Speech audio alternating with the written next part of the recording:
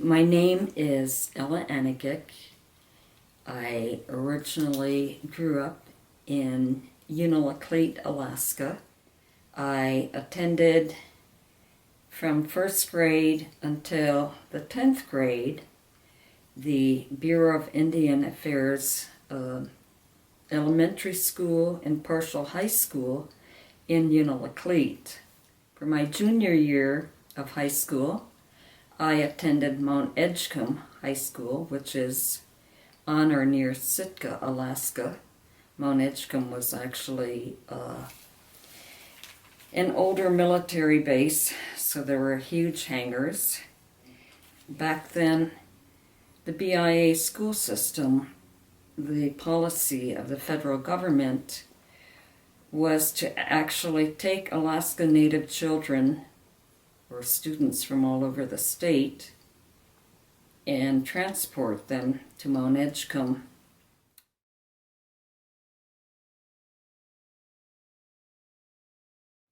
In my junior year, I took typing, cooking, a baking class, sewing in home economics.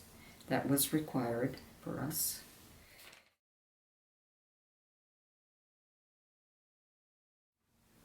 I had some very good teachers. I had actually Miss Powell. She was a very nice, encouraging person that I had in my English class. She treated me very well and got me a job helping a white woman in Sitka who at that time had advanced breast cancer, doing cleaning and helping her do other small things.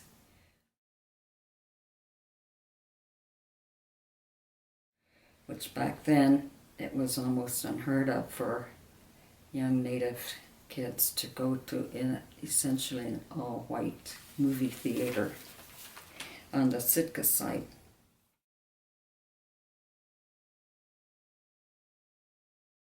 They were essentially cubicles, which means that in each cubicle there were 2 bunk beds with 4 girls sleeping in each bunk bed.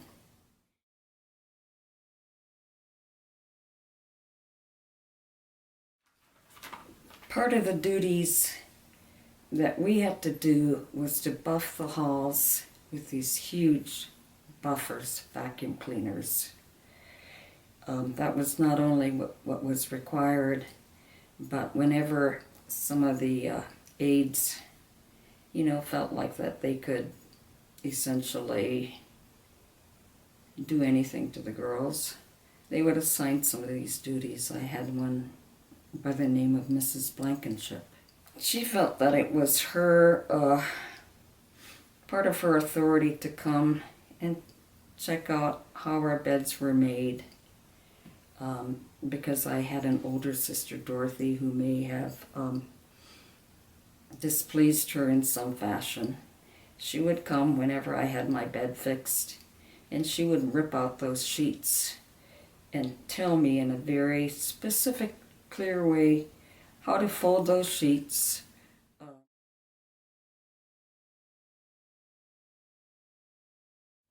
Also part of the entertainment in Mt Edgecumbe was in one of the hangars that was on the island that we were on. They had us go and do rollerblading. So I had friends from Unalakleet, and there would be music. I can't remember the music. But we would spend quite some time in the evenings rollerblading. Just round and round. It was a huge hangar. Mt Edgecumbe also held dances for us kids during the weekends in the hangar there. And there was a native band there who would sing all these songs, popular songs at the time. And the band leader, I remember, his name was James Norton from Kotzebue. He was actually very nice looking at that time. But we'd see kids dancing like to music like There's a Light That Never Shined on Me. You know, some of these different types of songs that would play during some of these dances.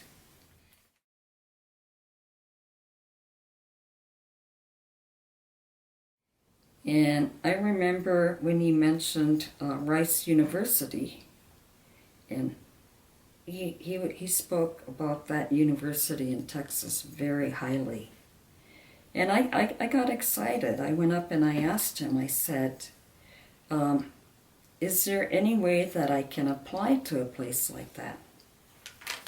His response at the time was that I couldn't get in there, and that it was essentially, back then, impossible practically for someone like myself to get into a place and succeed in a place like Rice University. And I think that was part of the policy back then, because most of the educational experiences for a lot of the gifted Native students was not geared toward was not geared toward academic performance, but vocational education. I found this out when I attended Stanford, and one of the other older Native American students, Chris McNeil, was trying to get me funding from the Bureau of Indian Affairs, or grants, so that I can continue my education at Stanford. Back then, he was told by the Bureau of Indian Affairs officials that there was no funding for academic college performance of Native Americans or American Indians, but that it was all geared toward vocational education, which was sort of the policy of the federal government, how we were treated as Alaska Native and American Indian students at that time. By and large, I really didn't like the facility. I mean, I didn't really care for Mt Edgecumbe. I think it was part of the treatment that I got with Mrs. Blankenship. And it was also on an island, so we couldn't really go anywhere. And it was very restrictive. By being restrictive, as I said, in the dorms, there were 4 to a cubicle, and every night at 9 a.m., there was a big announcement, lights out. That was part of how the students, I guess maybe how they kept control of the kids, you know, in the dorms back then.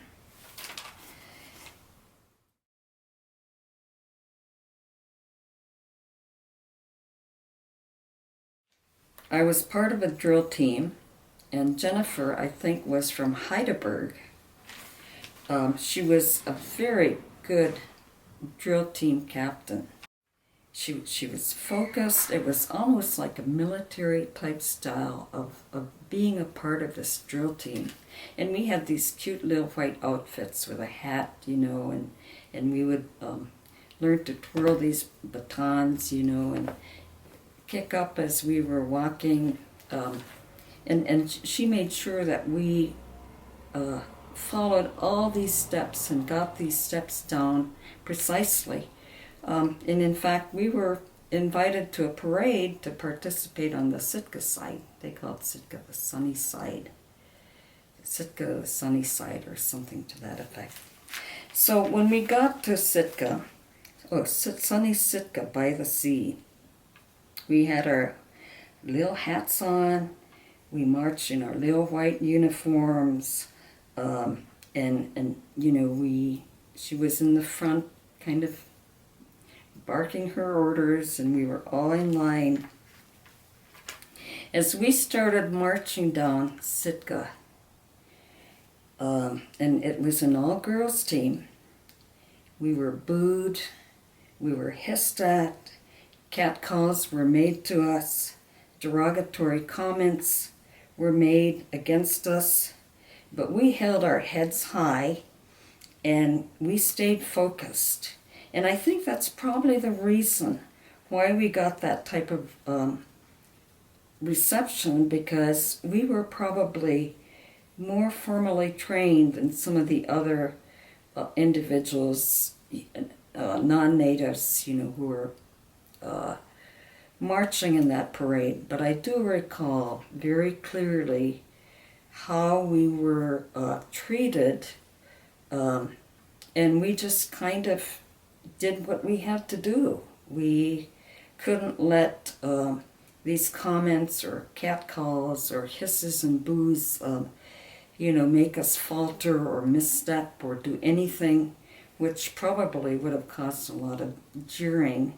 There was I think, when I think about it now, in retrospect, I think they were trying to make us feel like we were less than some of the other individuals participating in that parade, but that didn't happen. And so that's something that I have to thank Jennifer for.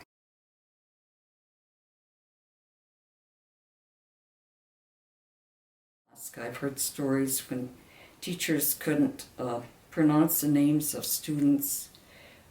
They gave names like Moon Mullins or other names from comic strips or whatever to individuals because they could not speak or understand either Iñupiaq or Iñupiaq, or made any attempt to do so.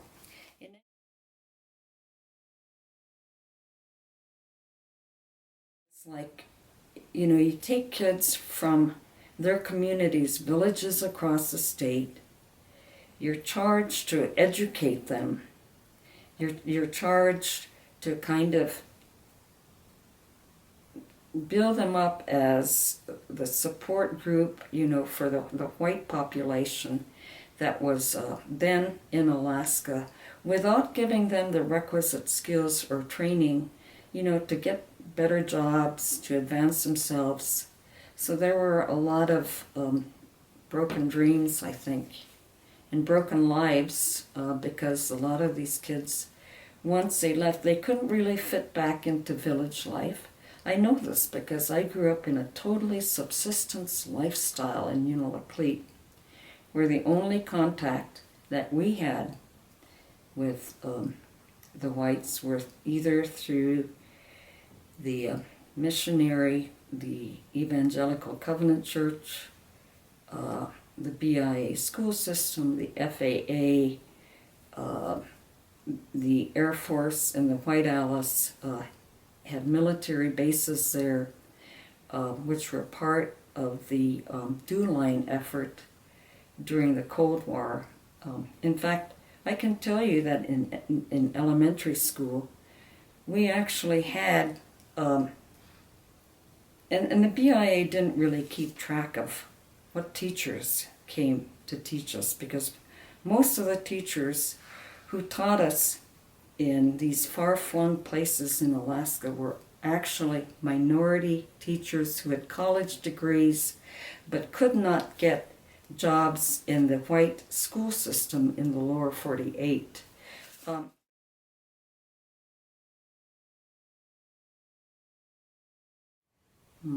I had my second grade teacher was May Ivanoff and Eva Ryan. They were actually native teachers from Unalakleet.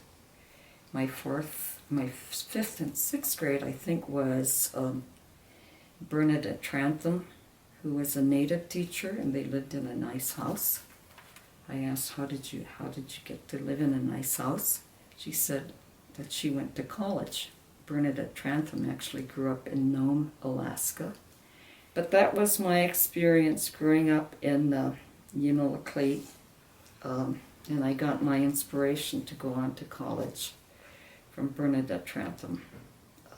Otherwise, I probably would have ended up living in Unalakleet, and there's still the subsistence lifestyle there, where people hunt and fish.